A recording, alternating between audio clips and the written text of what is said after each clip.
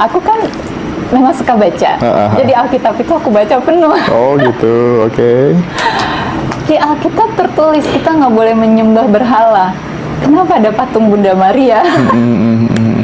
Katanya Yesus itu nabi. Tapi kenapa dipanggil Tuhan Yesus? Dimarahin sama guru agama. Gimana katanya? Kamu nggak punya iman. Punya iman. Assalamualaikum warahmatullahi wabarakatuh. Berjumpa lagi dengan channel Mas Asikin Official.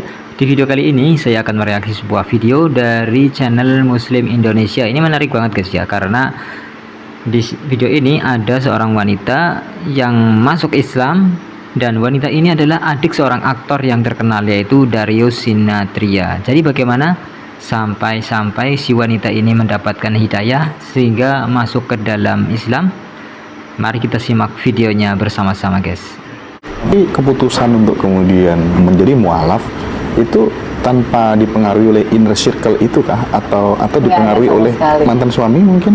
Enggak ada juga. Oh, okay. bahkan dia selalu bilang, Sam jangan pindah agama karena aku, karena kalau kita nggak bareng kamu pasti bakal kecewa banget. Jadi harus cerita ya. Iya dong, momen apa gitu ya yang bikin ngambil keputusan sampai kemudian dibilang kuntilanak segala macam. Itu epic banget tuh si kuntilanak. Kok nangis lagi Kak Sam? Enggak, lagi nangis. Enggak, kali ini enggak. Jadi ceritanya itu dari kecil. Sebenarnya kan lingkungan di rumah tuh variasi banget kan. Keluarga juga beragam banget. Jadi kalau lebaran yang ngerayain lebaran, Natalan ngerayain Natalan gitu. Nah, aku tuh suka pretend play, main pura-pura pakai mukena yang kerja di rumah. Gitu, ikutan sholat gitu. Sebenarnya dari situ. Nah, terus di keluargaku sendiri tuh kami punya ritual setiap malam tuh kami berdoa, kayak ada mini chapelnya gitu di rumah. Jadi berdoa di situ, dan aku tuh selalu dipelukin sama papaku biasanya ya. Kalau enggak ya gelendotan ya, anak kecil gitu kan. Terus aku aktif di gereja, jadi putra-putri altar gitu. Setiap hari Minggu atau Sabtu tuh pasti ikut misa. Terus aktif dengan kegiatan gereja juga. Jadi pasti orang tuh akan sangat terkaget-kaget lah saat aku pindah. Jadi bahkan setiap pagi sebelum sekolah aku ke gereja, karena gerejanya di depan sekolah. Iya. Jadi orang tuh pasti akan terkaget-kaget. Aku tuh memahami sekali gitu. Sampai saat SMA tuh aku tidak sekolah di sekolah Katolik lagi, aku di sekolah negeri. Mungkin ya karena papaku maunya ya biar kamu belajar tentang kehidupan. Kalau kamu di sekolah Katolik lagi dan semua sekolah yang isinya perempuan, which is aku maunya masuk sana, kamu nggak akan belajar kehidupan, kamu hanya akan belajar jadi anak yang jauh lebih ambisius lagi gitu. Oh, ternyata papaku sudah memahami. Jadi di waktu masa SMA itu ada masjid di sekolah, musola lah gitu. Enggak sih masjid sih, karena terus direnovasi jadi bagus gitu. Aku suka ikut temenku, kan gue kan jadi muslim kan, ikut temenku mereka sholat, aku tiduran di dalam masjid gitu dulu. Kok masjid tuh selalu adem ya gitu. Soalnya kata si ini enggak, jadi kan dulu yang namanya anak kecil terkontaminasi pandangan orang yang bukan Islam terhadap Islam gitu kan. Terus teman-temanku yang Islam tuh kayak selalu menjelaskan gitu, kita tuh harus sholat lagi, sholat tuh ini dan pemahaman-pemahaman Islamnya lah gitu. Nah, aku tuh karena ya suka berteman, jadinya ketika mereka sholat, aku nemenin. Nah, boleh nggak sih duduk di sini? Ya boleh aja Sam gitu, tiduran juga nggak apa-apa kok gitu. Ya udah, jadi waktu mereka sholat suka nongkrong di masjid lah gitu. Sampai aku kuliah, aku kos di dekat kampus. Nah, pada saat aku jalan dari tempat kosku ke kampus, bolak-balik pulang pergi gitu, selalu ada masjid kecil ini. Dan suatu ketika si masjid kecil itu memanggil-manggil. Masjid kecil itu maksudnya musola kan? Masjid. Oh, masjid. Tapi ukurannya kecil, maksudnya nggak besar, nggak megah gitu. Dia memanggil gitu, kayak sini dong masuk gitu. Nah, mungkin saat itu aku kayak kangen masa-masa SMA yang sama teman-teman mereka sholat, aku nemenin duduk di situ gitu kan.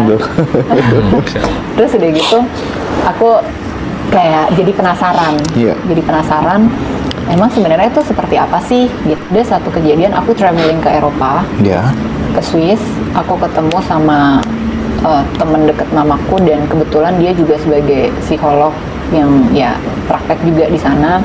Terus kami banyak berbicara tentang masa lalu, tentang mamaku terutama, itu di danau. Aku lupa, kalau nggak salah waktu itu danaunya di Lucerne. Jadi naik kapal sambil muterin danau gitu. Terus ada satu momen aku mengamati sekeliling dari visual yang kita amati keliling danau itu. Kayaknya gue mau pelajari semua agama deh. I don't think I have a lot of answer dari pertanyaan-pertanyaanku.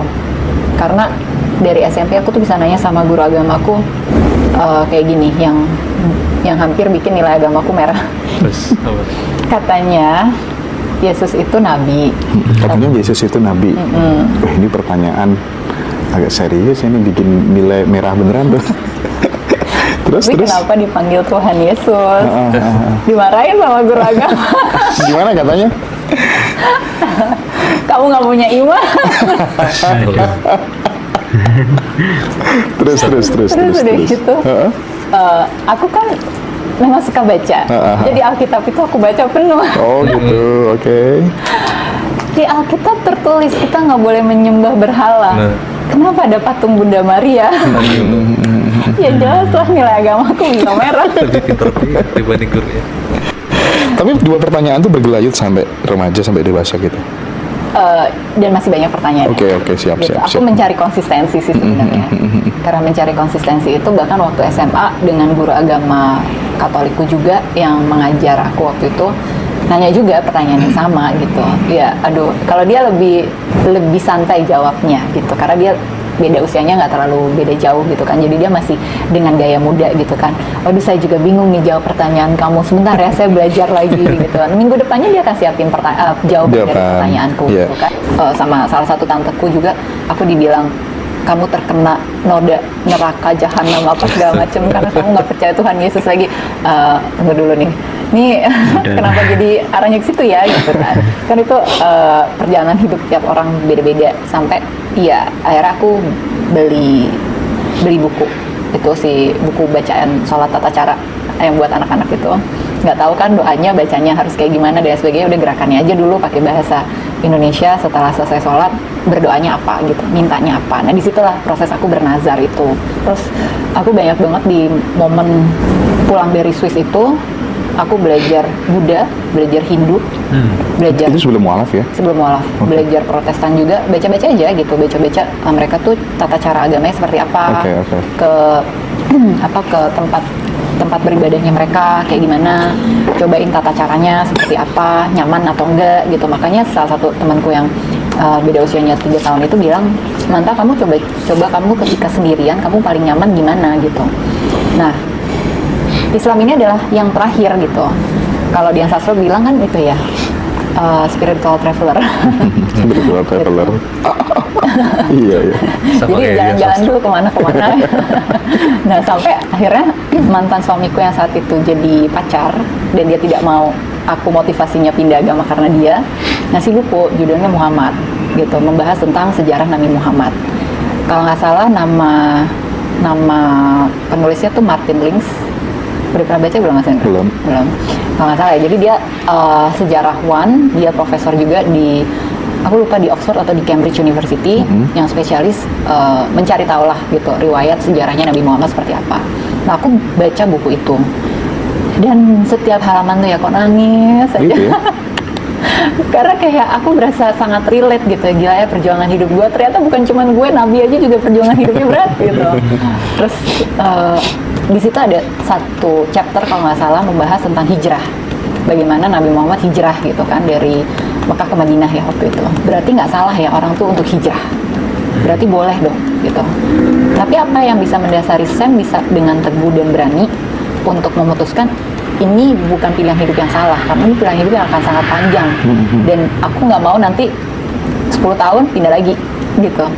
Atau ini cuma anak remaja yang lagi labil aja gitu. Kayaknya harus coba nih, kata orang gitu kan. Bernazar itu kalau dikabulkan sama Allah harus bener gitu. Dan aku nazarnya tuh tidak mendoakan diriku. Terus? Aku mendoakan orang lain. Apa yang dia mau, aku doakan. Dan itu tercapai. Jadi orang ini pengen bisa punya kesempatan kerja di Uni Emirat Arab. Aku doa buat dia. Karena dia kayak udah mencoba berapa tahun kayak bahkan nggak pernah bisa dipanggil untuk masuk jadi kandidat yang melewati serangkaian tesnya gitu. Aku doa gitu. Aku doa buat dia kayak dalam 1 minggu atau 2 minggu dapat kabar shortlisted. Tunggu kabar nanti diundang ke sana gitu. Kayak, ini serius nih? Ini beneran nih? Aduh, nggak boleh main-main nih doanya gitu. Berawalnya dari situ sih. Jadi kayak 2 kali bernazar terus benar tercapai. Oh, berarti seikhlas itu ya kita jadi manusia tuh. Kalau udah selfless berarti kita udah nggak mikirin diri kita, tapi dengan genuine tadi mendoakan orang lain ternyata juga bisa baik dampaknya untuk orang lain itu. Ya sudah, akhirnya aku memutuskan untuk mualaf. Masya Allah ya. Ternyata apa yang dialami oleh wanita ini menunjukkan beberapa hal ya kepada kita guys ya, bahwa seseorang itu untuk mendapatkan hidayah itu tidak begitu saja langsung dapat hidayah guys ya, tapi ada prosesnya terlebih dahulu ya, sampai akhirnya benar-benar menemukan hidayah dan mantap menjadi seorang mualaf. Masya Allah. Semoga dapat menginspirasi ya video ini guys ya, untuk teman-teman yang mungkin sekarang sedang lemah imannya, sedang butuh penyegaran, boleh deh nonton video ini ya, agar lebih segar lagi dan terinspirasi dari video ini. Oh ternyata ya dia aja yang non muslim dulunya menjadi mualaf karena hal ini, karena menemukan kebenaran di dalam Islam seperti itu ya. Jadi kita sebagai muslim akan lebih termotivasi lagi untuk mempelajari agama kita sendiri. Nah teman-teman, jadi demikian video kita kali ini. Untuk teman-teman yang ingin melihat video lengkapnya ada di channel Muslim Indonesia. Silakan teman-teman simak di channel aslinya ya, kalau mau menonton versi lengkapnya ya. Di video ini sudah saya potong-potong dan saya reaksi. Jadi demikian video kita kali ini. Sampai jumpa di video berikutnya. Jangan lupa like, komen, dan juga subscribe. Dan juga jangan lupa share ya, agar videonya bermanfaat untuk banyak orang dan tentunya bisa menjadi pahala jariah untuk kita semua. Amin Allahumma amin. Baik, kita tutup. Wassalamualaikum warahmatullahi wabarakatuh.